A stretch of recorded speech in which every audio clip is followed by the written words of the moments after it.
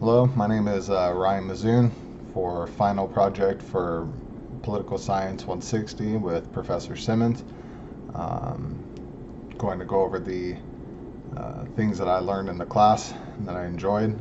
Um, I do have political science as a minor. I'm a little bit older than the average class, I imagine. I'm in my mid 30s, and I find politics fascinating and very much enjoy studying foreign policy. It's one of my favorite things to get into. I thought I knew a lot, and coming into this class, if we're being honest, I was like, oh, I'll probably learn something, and maybe a little bit, but I learned quite a bit. And starting off with that, I think is the three theories of international relations was probably the most um, I guess, obvious thing that I wasn't aware of. And you would assume that there's going to be different international political ideologies to follow, and how they, differ from our conceptions of political ideologies domestically. So for realism, um, I in the first week or second week, we learned about realism, and I found that I wasn't very familiar with any of these particular ideologies starting the course, and it does make sense. Certain people believe one thing, other people are diametrically opposed and believe others, and then there's some middle ground. And the realists, as far as I understand, they understand anarchy to exist in the international system. It's kind of what dictates how states act, how players act. Um, Found that it does mention and point out countries are going to do what they will, and they'll participate in certain things like international institutions so far as it benefits their own agenda. I've found fascinating. I'm a classical civ major with a political science major, so the part on Thucydides I thought was awesome. How it points out in this negotiation between the Melians and the Athenians that it says essentially the weaker must do what they must to survive, and the strong will do what they will. And that's kind of an overarching concept throughout history when it comes to international relations, I guess.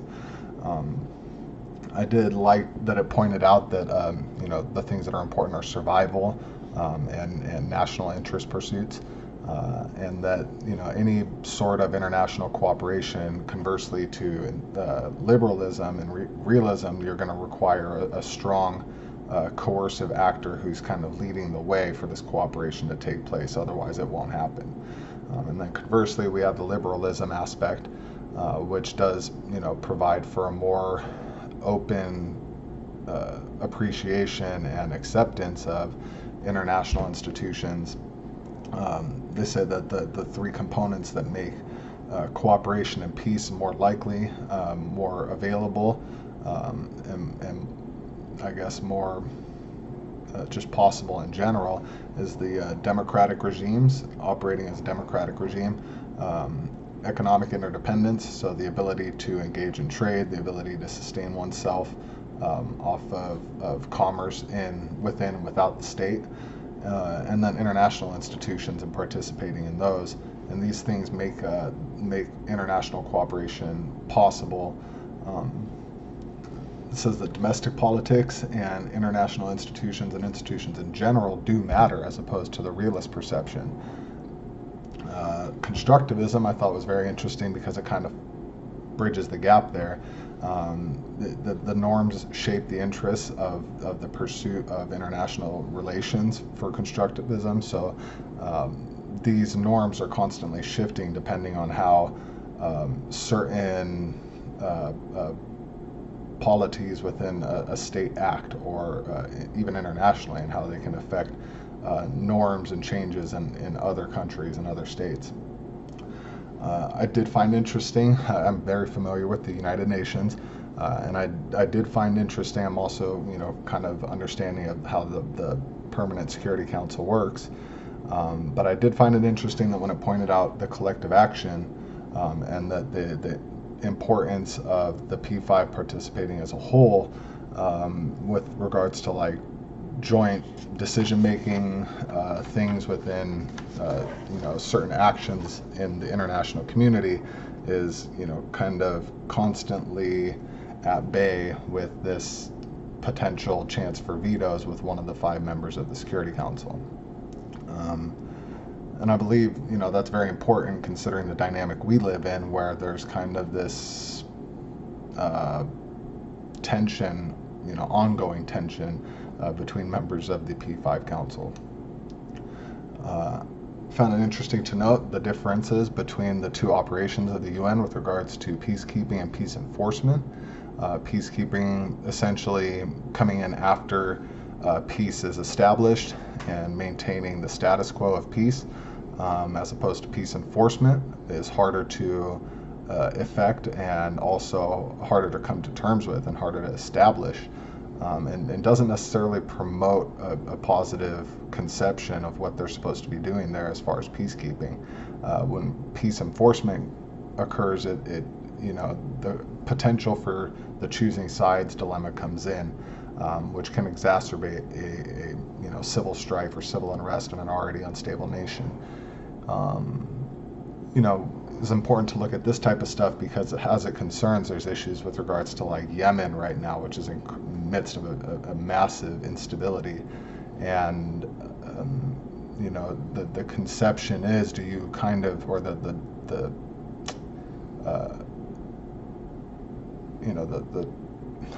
it's hard to come to terms with what do we need to do and to help stop this humanitarian crisis that's occurring in Yemen.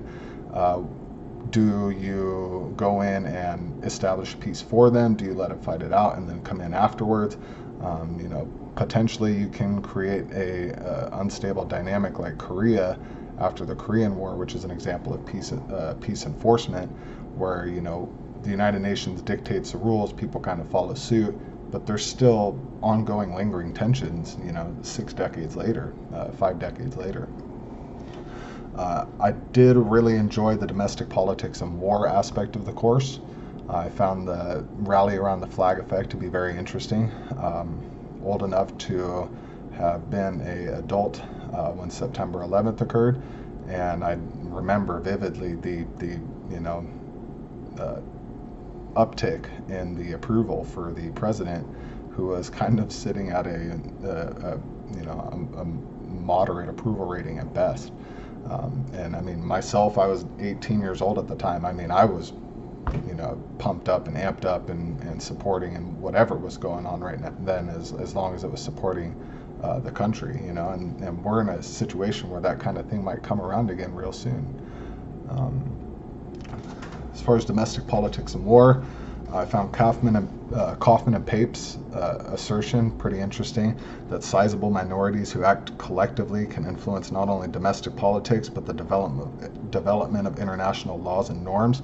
And I found that to be very coinciding with the conception of constructivism and how a small entity can shift a perception of something, whether it's good or bad, and push or pull a nation to or back from the edge of conflict, from engaging in conflict.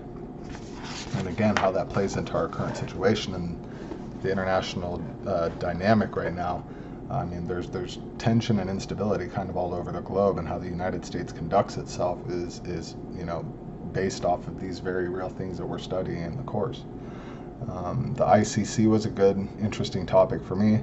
I was aware of how it all came together.